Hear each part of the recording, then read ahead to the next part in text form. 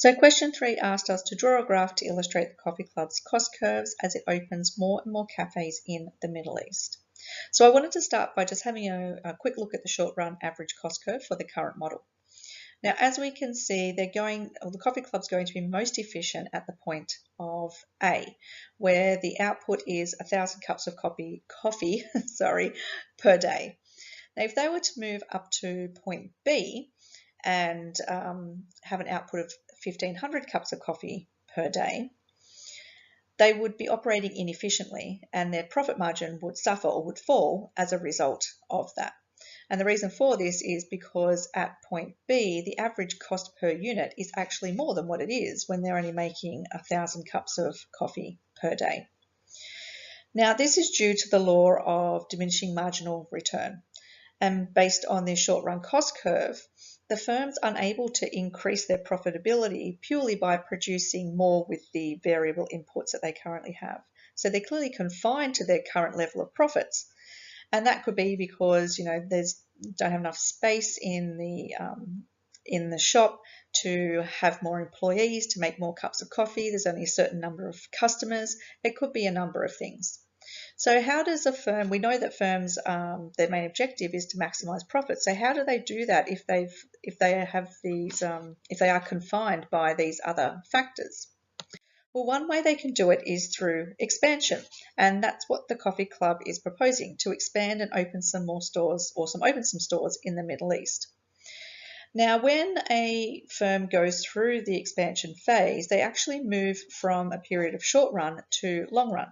Now, during the long run, all costs become variable, and by increasing the capital of the firm, i.e. opening up new stores in the case of the Coffee Club, the firm is able to increase their output while also maintaining their level of efficiency. So a new store, as can be seen by short run average cost 2 on this slide, a new store is going to initially see an increase in the average total cost due to that capital injection or an increase in those fixed costs. However, as input increases, there will be a decrease in the average cost per unit. Now, as the firm goes from that startup phase of opening up a new store,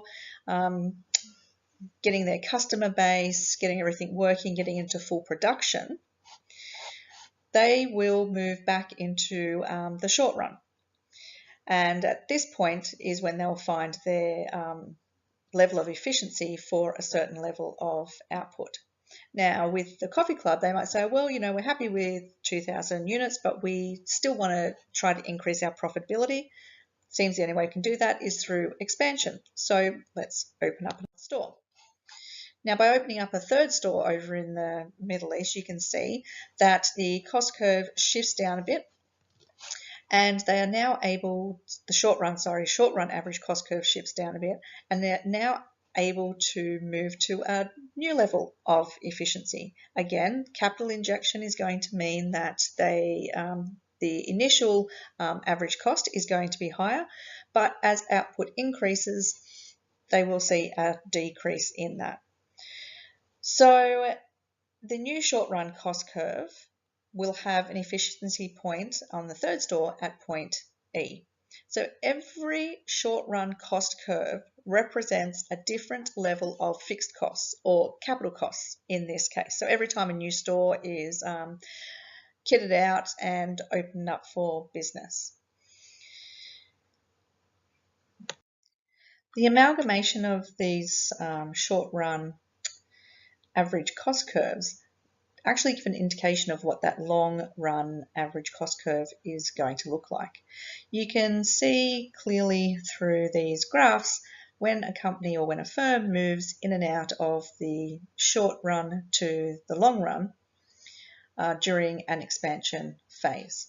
So in order to increase the level of profitability and also maximize profits, the Coffee Club needs to go through a phase of expansion to ensure that they can do that and remain efficient.